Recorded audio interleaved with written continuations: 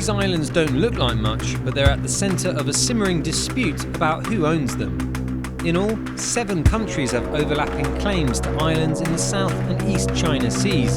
And there's one common player, China, which has been jostling with its neighbours over maritime territories for more than a century.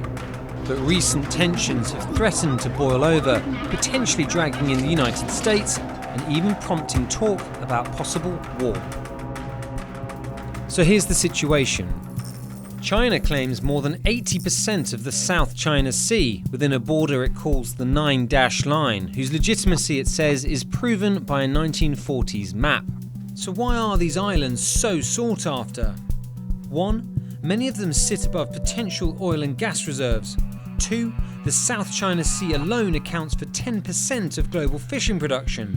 And 3. They're strategic. The Spratly Islands give China an extra 1,500 kilometres of influence. About a decade ago, countries started making formal claims under new UN rules. That led to a rush of moves from several nations to show ownership. China got the most attention. It started to build islands, installing runways and deep water berths. That led the Philippines to challenge China's claims in an international tribunal at The Hague. The Philippines won the case in July 2016. China's reaction? The award is null and void and has no binding force. Washington endorsed the ruling and called for peaceful resolve. Beijing says it has no intention of preventing commercial traffic, but is simply protecting its territory. 1,000 miles north in the East China Sea, China's also locked in a dispute with its age-old rival Japan over another rocky outcrop. China calls them the Diaoyu Islands. Japan calls them the Senkaku Islands.